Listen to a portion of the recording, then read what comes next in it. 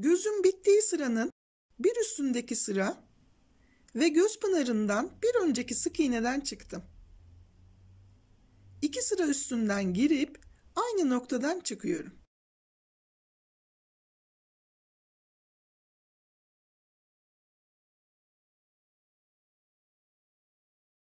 Şöyle bir V oluşturuyorum burada arkadaşlar.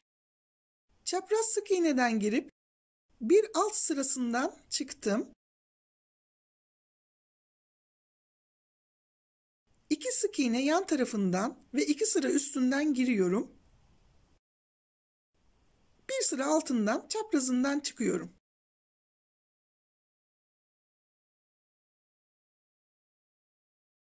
Yine 2 sıra üstüne ve 2 sık iğne yan tarafından giriyorum. Bu şekilde birkaç tane çapraz dikiş atacağım aynı sıraya.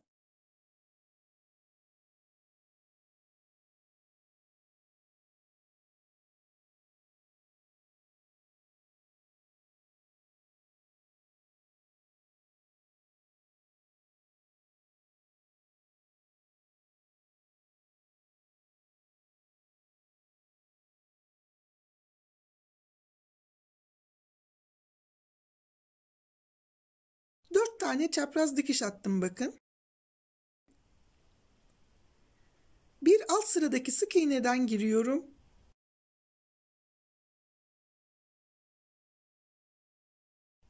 Yan sık iğneden girip alt sıradan çıkıyorum.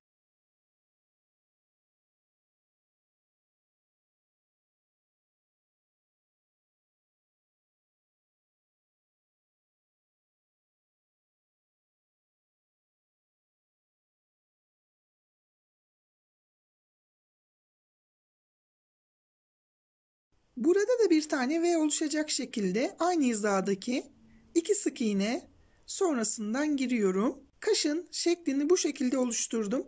Şimdi aralardaki boşlukları dolduracağım arkadaşlar.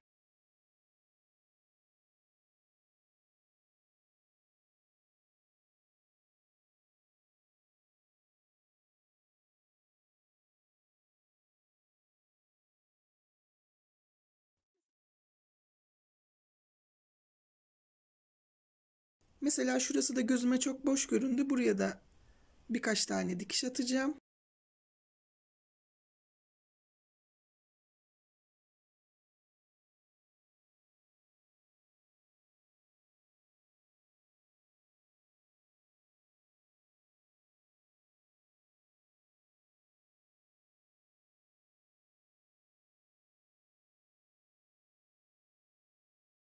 Evet, böyle oldu bakın.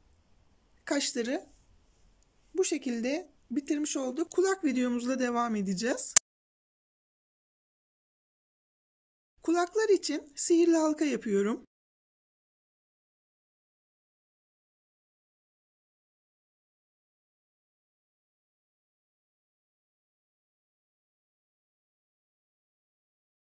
Sihirli halkamın içerisinde 5 tane sık iğne yapacağım.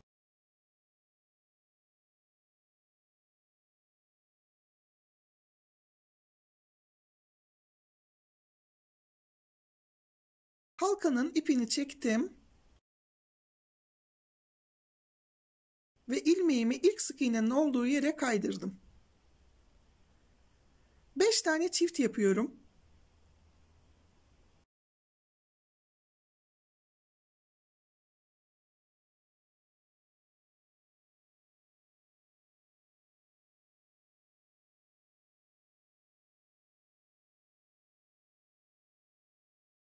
Bir tek bir çift yapacağım bu sırada.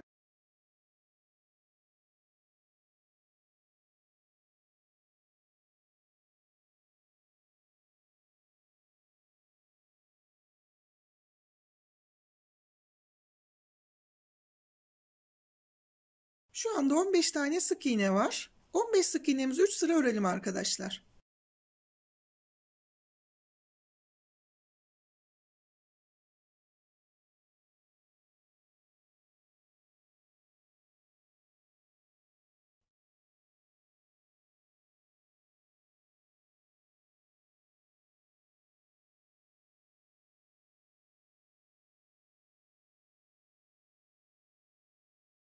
Şimdi bir tane tek sık iğne yapıp bir tane azaltıyorum ve 5 kez tekrar ediyorum bunu.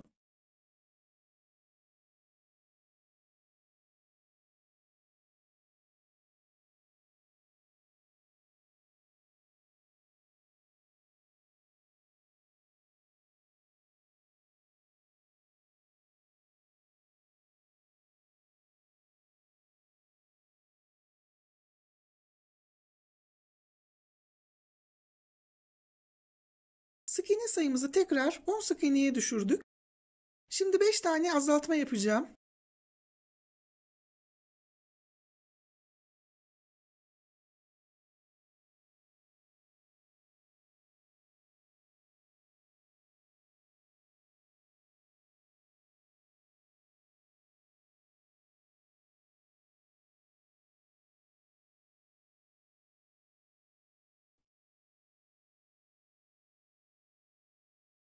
Bir tane sık iğnemiz kaldı. 5 sık iğnemizi 5 sıra örelim arkadaşlar.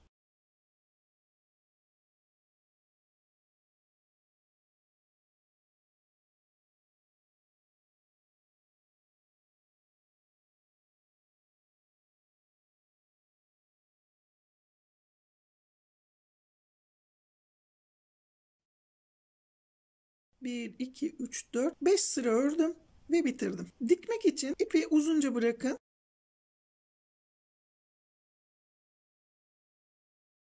Bitirdiğimiz yer kulağın arkasında kalacak şekilde bu şekli verin.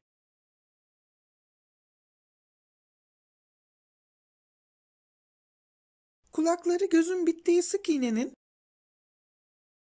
4 sık iğne sonrasına ve göz ile aynı hizadaki sıradan başlayarak dikeceğim.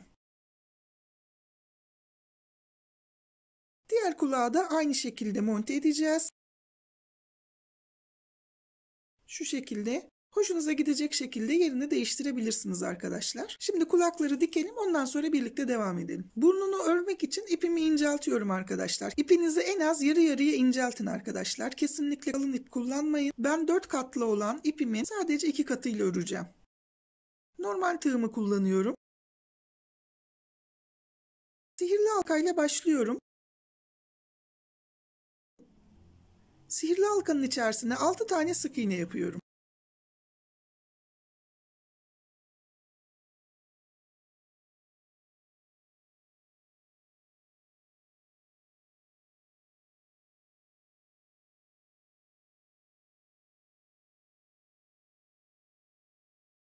İlk sık iğnemin olduğu yere ilmeğimi kaydırarak birleştirdim. 6 tane çift sık iğne yapıyorum.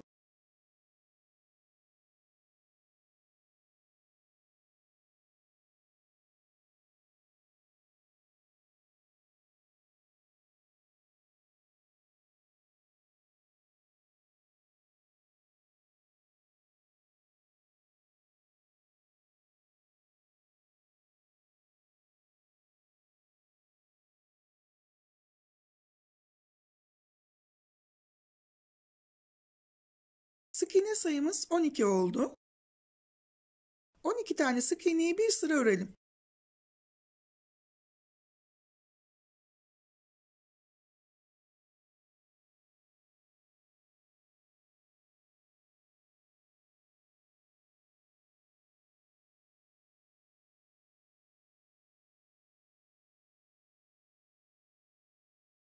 Bir tane tek, bir tane çift yapacağım.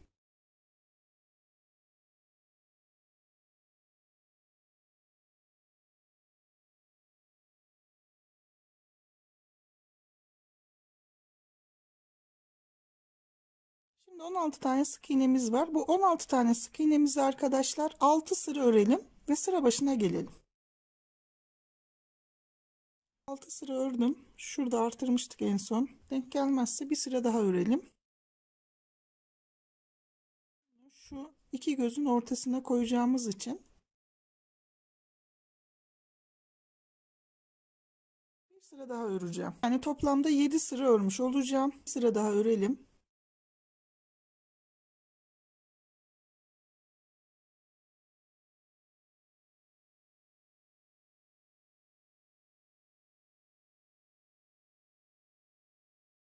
göre değişebilir arkadaşlar bu sıra sayıları. Şimdi bu ip biliyorsunuz 2 kata indirdim. Zaten çok kalın bir ip değil. Bunda da 2 katlıydı. Bunda da 2 katı indirmiştim. Ama bu çok kalın bir ip olduğu için şuradaki sıra sayısı daha az oldu. Bu ipin inceliğine göre şuradaki sıra sayısı değişebilir. Azaltabilirsiniz. Yani şöyle ölçtüğünüz zaman bu şekilde burun bittiğinde şu ikisinin ortasında çok gergin olmayacak şekilde durması gerekiyor şöyle. O yüzden ölçerek yapın. Çok büyük olursa sırayı azaltabilirsiniz. Azaltma yapmadan önce biraz elyaf koymak istiyorum. Çok aşırı değil. Böyle az bir şey.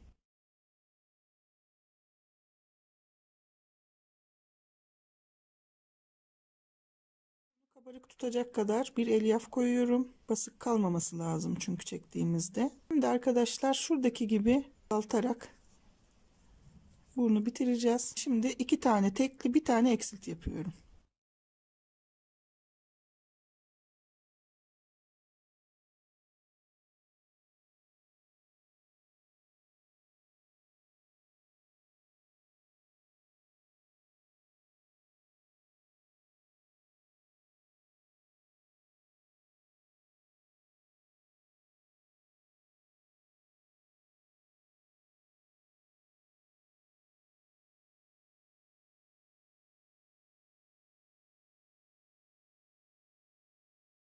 Şu anda 12 tane sık iğnem var. Bu 12 tane sık iğnemi bir sıra örüyorum.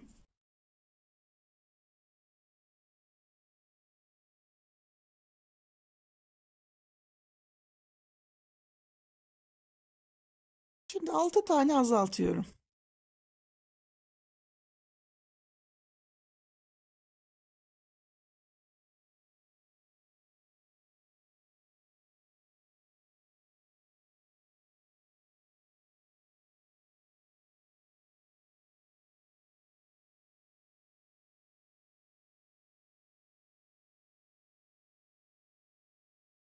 Altı tane kaldı sık iğnem arkadaşlar. Şurada başladığım gibi.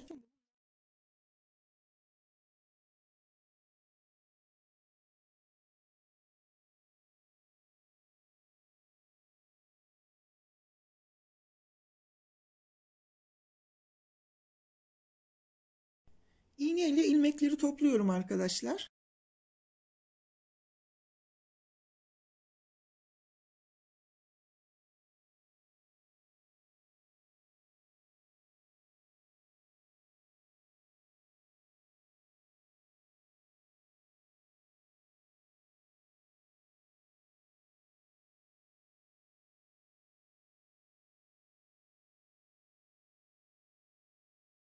Şöyle bir avucumun içerisinde yuvarlıyorum elyafların düzgün dağılabilmesi için. Tam ortasından iğnemle girip karşıdan çıkıyorum. Ki bu ucu biraz çektireceğim. Çünkü biraz sivri bitiyor bu uç.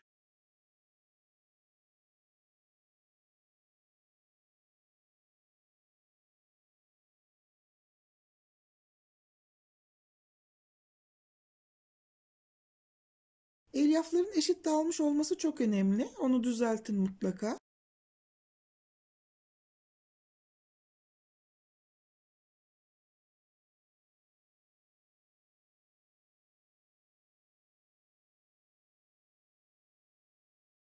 Şimdi elyafları biraz ortada yoğunlaştırıyorum.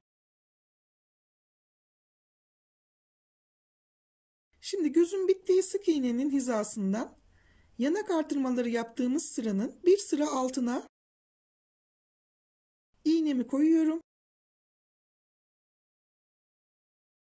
Diğer taraftan da aynı şekilde ayarlayıp iki gözün ortasına işaretleyicilerimi koydum. Burnunu belirlediğim alana önce tutturacağım. Daha sonra burun deliklerine çektireceğim. Burnu şöyle ortalıyorum. Kaymaması için üstten iğneliyorum arkadaşlar.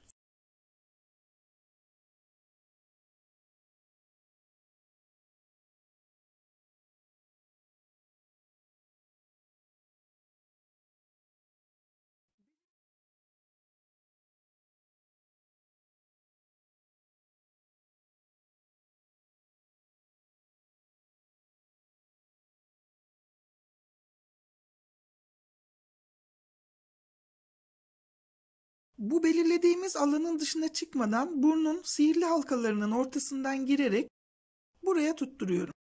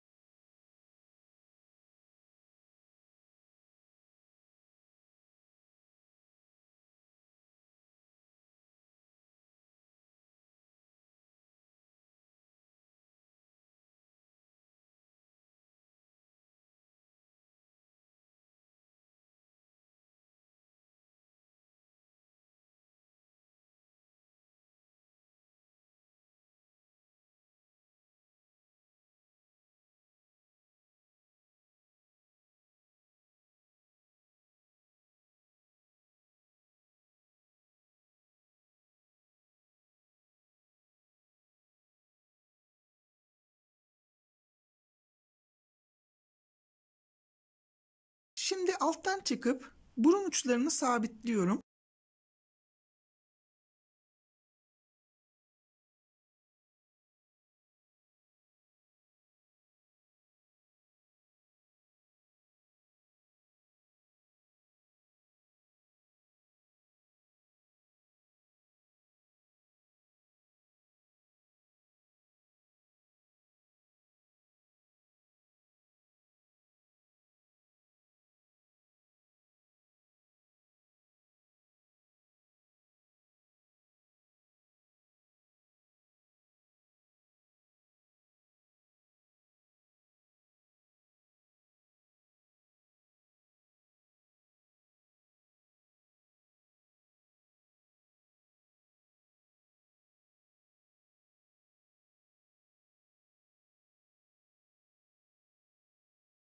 Burnun üst kısmından çıktım.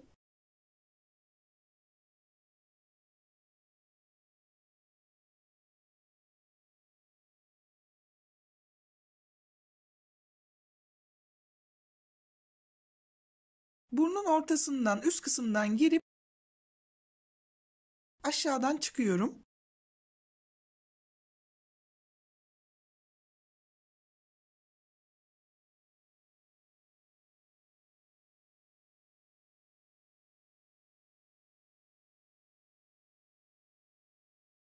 Burnun ortasındaki 3 sık iğneyi burun uçlarını tutturduğumuz sıranın 2 sıra altındaki sıraya dikiyorum.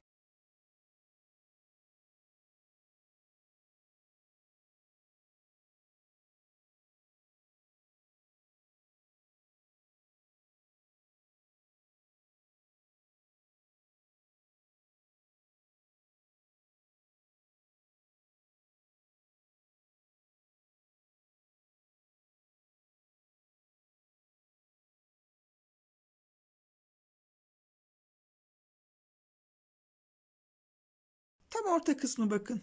Bu ortadaki 3 sık iğneyi bu sıraya sabitliyorum.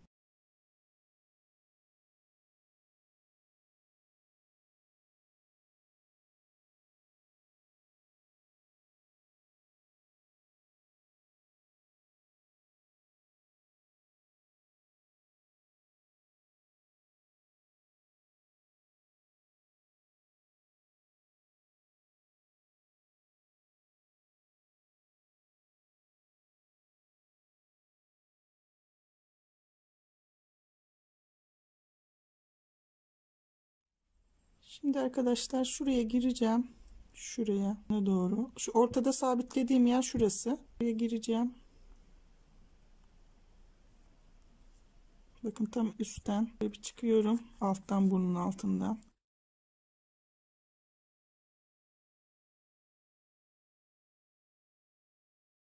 Tutturuyorum bunu. Şu ortadan gireceğim. Altından, burnun altından girin arkadaşlar. Böyle üstten değil. Gözükmesin yani.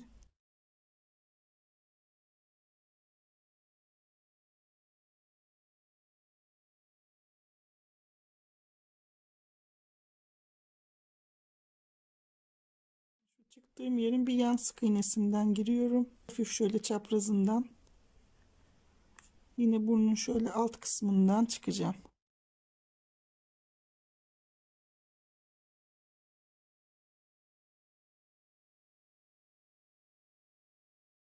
Çektirdim.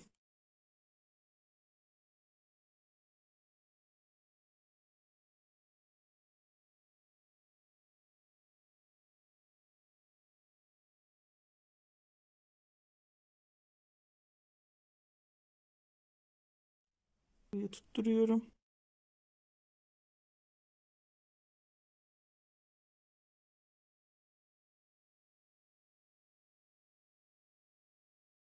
Bu sefer de bu tarafı çektireceğim.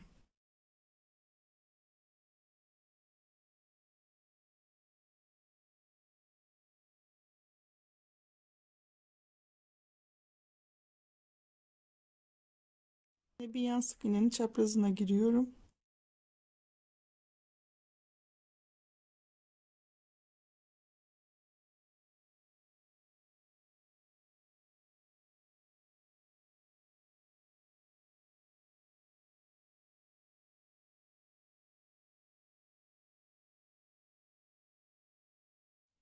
Buradan ve şuradan çektirmiş oldum.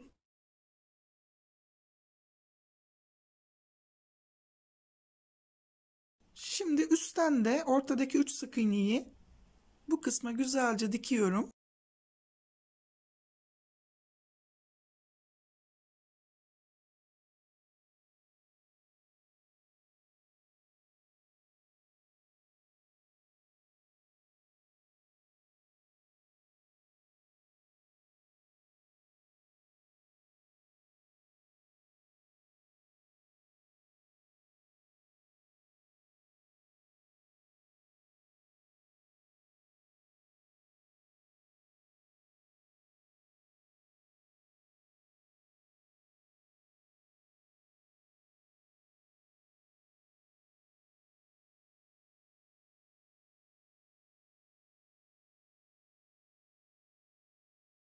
Arkadaşlar kenarlarının duruşunu beğenmedim. O yüzden biraz şu kenarlarda düzeltme yapacağım.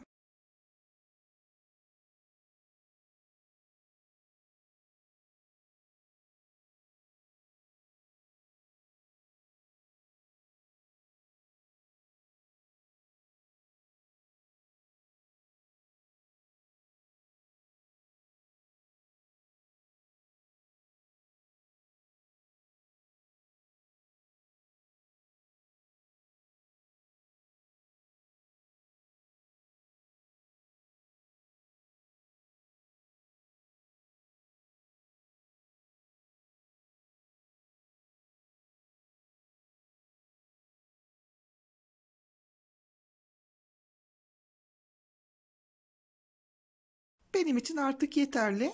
Burada bitiriyorum ve alttan çıkıyorum.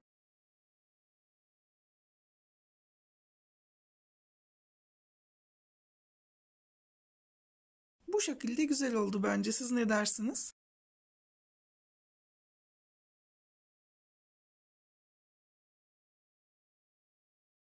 Arkadaşlar gerçekten çok güzel oldu. Öncelikle kendimizi alkışlıyoruz.